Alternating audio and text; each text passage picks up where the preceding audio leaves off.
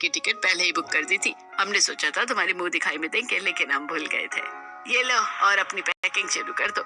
Neha Switzerland की ticket लेकर बहुत ज्यादा खुश होती है और अपनी पैकिंग शुरू करती है। उसके बाद नेहा और रोहित दो बड़े बड़े सूटकेस लेकर एरोप्लेन में बैठते हैं और स्विट्जरलैंड पहुंच जाते हैं। स्विट्जरलैंड पहुंचकर नेहा और रोहित आपस में बहुत मस्ती करते हैं और 10 दिन बीतने के बाद बहुत सारे तोहफे लेकर वापस अपने घर आते हैं। घर आने के बाद सभी लोग आराम करते हैं और फिर अगले दिन, अरे राधिका बहू, पूजा बहू, नेहा बहू, तुम लोग मेरे साथ कीर्तन में चलोगी क्या? तुम्हारी मौसी सास के यहाँ कीर्तन है।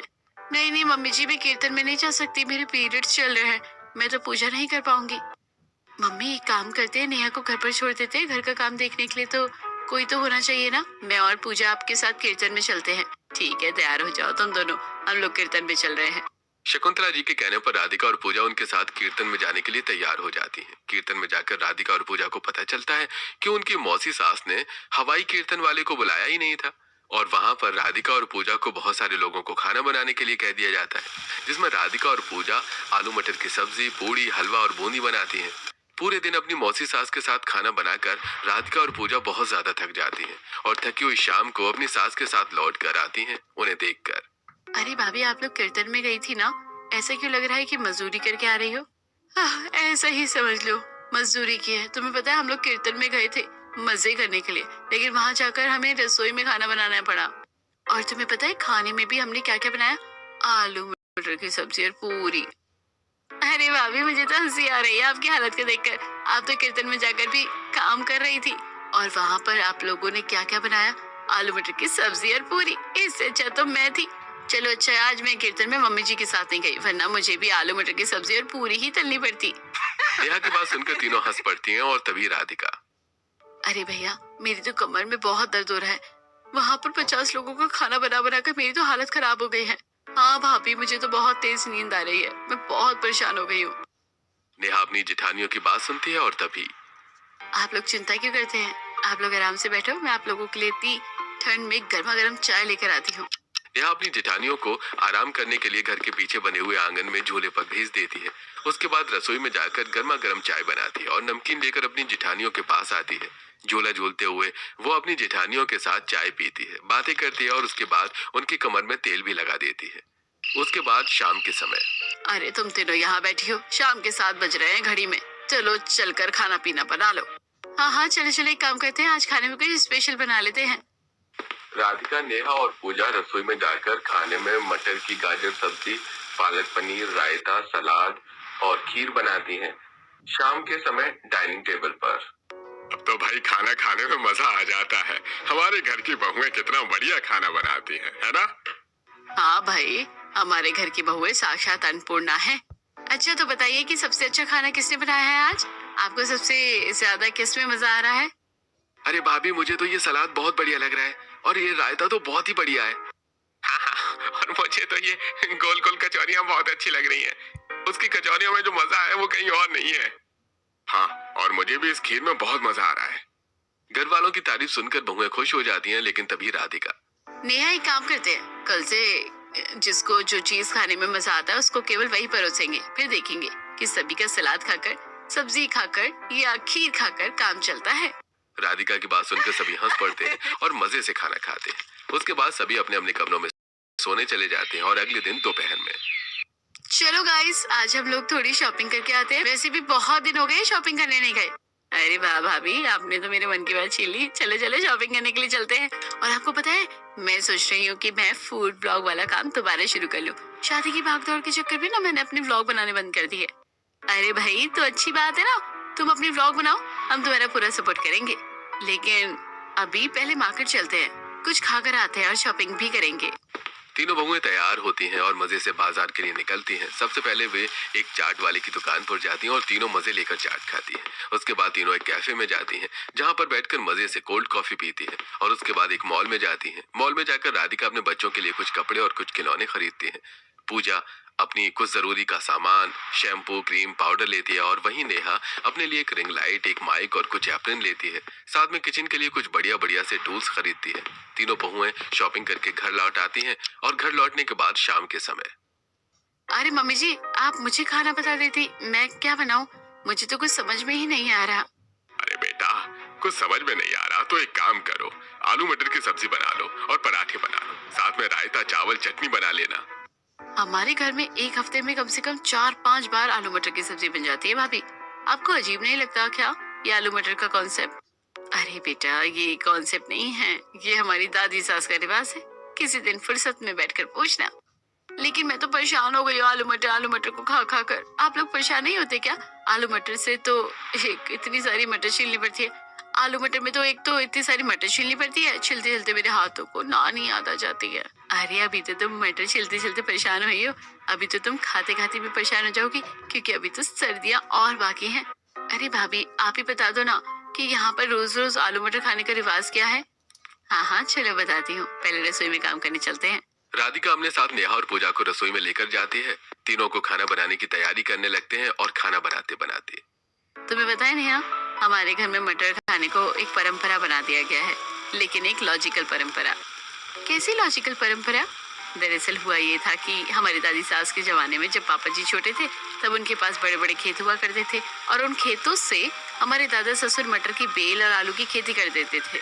उस समय फैमिली वालों के पास इतने पैसे नहीं थे कि रोज रोज बाजार से सब्जियां खरीद कर खा पाए, इसलिए हमारी दादी सास रोज रोज आलू मटर की सब्जी बना दिया करती थी। और हमारे ससुर जी जब खाने में नखरे करते थे तो उनसे कहती थी कि अगर आलू मटर की सब्जी खाओगे तो 100 साल जियोगे। और हमारे ससुर जी ने उस बात को सीरियसली ले लिया कि अब उन्हें हर दूसरे दिन ठंड में आलू मटर चाहिए। हे भगवान, ये कोई कॉन्सेप्ट नहीं हुआ। अरे सर्दियों में मटर खाने से शरीर के अंदर गर्माहट बनी रहती है और इन्फेक्शन नहीं होते और इम्यूनिटी ठीक रहती है। ये तो नॉर्मली सभी जानते हैं। हाँ, ये हम लोग जानते हैं, लेकिन हमारे पापा जी को कौन समझाएगा? तीनों बहुएं आपस में बात करके खाना बनाती है, लेकिन उस दिन के बाद लगातार हरि प्रसाद जी और शकुंतला जी के कहने पर राधिका, पूजा और नेहा घर में एक हफ्ते तक आलू मटर की सब्जी बनाती है। और एक हफ्ते बाद भाभी, मैं तो परेशान हो गई हूँ अभी आलू मटर बना बना कर और खा खा कर। मैं तो आलू मटर की सब्जी नहीं खाऊंगी। लेकिन हम कुछ कह नहीं सकते, हमें यही बनाना पड़ेगा क्योंकि मम्मी जी पापा जी की डिमांड है। ठीक है, हम डिमांड को अलग तरीके से पूरा करेंगे। एक काम करते हैं, आज आलू की सब्जी, मटर के भरे हुए पराठे, मटर पनीर की गीली सब्जी बना लेंगे। और मुझे मटर का छोले बनाना भी आता है, दही डालकर बहुत टेस्टी सब्जी बनती है। हम ये सब बनाकर अपने घर वालों को परोसते हैं, फिर देखते हैं कितना मजा आता है।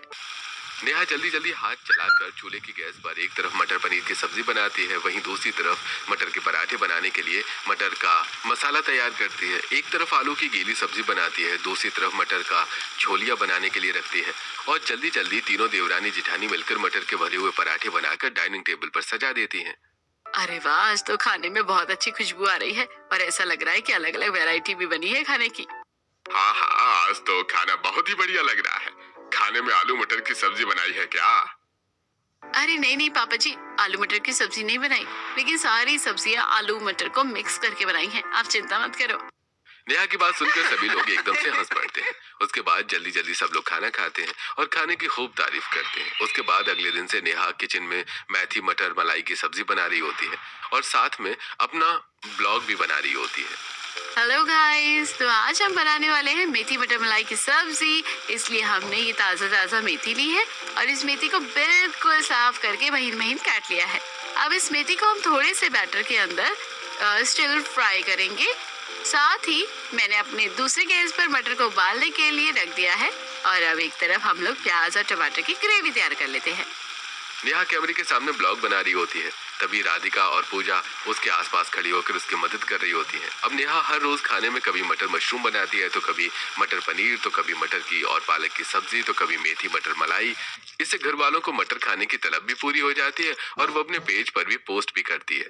तभी एक दिन राधिका, पूजा और शकुंतला की छत पर बैठी हुई होती है। तभी अरे राधिका भाभी, पूजा भाभी, आओ, आपको एक मजेदार चीज दिखाती हूँ। अरे ऐसा क्या हो गया, ऐसे भागती हुई क्यों आ रही हो? आराम से आओ, गिर जाओगी। देखो भाभी, मेरे ब्लॉग पर जो वायरल हुआ है ना, उस पर क्या कमेंट आया है। मेरे एक फैन ने लिखा है कि दीदी आपके पास क्या रोज रोज आलू मटर खाने वाला ससुराल है? हाँ, जवाब दे दो कि हाँ भाई, हमारे घर में ठंड में रोजाना आलू मटर खाई जाती है। भाभी, मेरे पास एक तरकीब है हमारे घर वालों को आलू मटर खाने से रोकने की। अच्छा बताओ, क्या तरकीब है? नेहा अपनी जेठानियों से बात करते हुए ऑनलाइन एक आर्टिकल पढ़ रही थी, जिसे देखकर नेहा, ये देखो, इस आर्टिकल में क्या लिखा हुआ है कि मटर का कीड़ा अगर दिमाग में चला जाए तो इंसान को कैंसर भी हो सकता है। तो क्या तुम पापा जी और मम्मी जी को ये सब बताने वाली हो? बताकर कुछ नहीं होगा, मैं प्रैक्टिकल दिखाने वाली हूँ। आप बस मेरे साथ बाजार चलो। नेहा अपनी जेठानी राधिका और पूजा के साथ बाजार जाती है और बाजार से खराब वाली मटर ले आती है उन्हें देखकर। अरे नेहा, ये तुम खराब मटर क्यों ले रही हो? अरे नेहा, इसमें तो बहुत सारे कीड़े निकलेंगे। अरे भाभी, तभी तो मजा आएगा और इसी तरीके से हम सभी को मटर खाने से रोक पाएंगे। नेहा के कहने पर पूजा और राधिका खराब मटर लेकर घर आ जाती हैं और बहुत सारी मटर को अपने घर के हॉल में टेबल पर रख देती हैं और उन्हें छीलना शुरू करती हैं। मटर में से कीड़े निकलने लगते हैं उन्हें देखकर। अरे बहू, ये मटर में मटर के दानों से ज्यादा तो कीड़े निकल रहे हैं। अरे तो पापा जी, सर्दियाँ खत्म होने वाली है और आपको पता नहीं है क्या? मटर में सर्दियों के खत्म होते होते कीड़े लगने शुरू हो जाते हैं और गलती से एक अगर कीड़ा अगर हमारे शरीर में चला जाता है ना, तो हमारी मौत भी हो सकती है। अगर आपको विश्वास नहीं है तो आर्टिकल देख लो। हाँ हाँ पापा जी, मैंने भी पढ़ा था। इसके बाद नेहा वो आर्टिकल अपने ससुर जी को पढ़ाती है। उसे पढ़ाने के बाद, अरे सच कह रही हो, मर भी सकते हैं। मतलब अम्मा जी का मटर खाकर 100 साल जिंदा रहने वाली परंपरा भी काम नहीं आएगी। हाँ हाँ पापा जी, ये बात सच है। एक बहुत बड़े डॉक्टर ने अखबार में आर्टिकल लिखा है। अपनी बहू की बात सुनकर और मटर में से निकलते हुए कीड़े देखकर हरि प्रसाद जी एकदम डर जाते हैं और उसी दिन शाम को, मम्मी जी, आज खाने में क्या बनेगा? बेटा एक काम करो, तुम्हारे पापा जी को आलू मटर बहुत पसंद है, आलू मटर बना लो या मटर का कुछ और बना लो। अरे नहीं नहीं, अब इस घर में मटर बिल्कुल नहीं बनेगी। बहू, तुम्हारा जो मन हो वो बनाओ, बस मटर मत बनाना। अपने ससुर जी की बात सुनकर तीनों बहुएं हंसने लग जाती हैं और उस दिन के बाद हरि प्रसाद जी घर में दोबारा कभी भी आलू मटर खाने की जिद नहीं करते।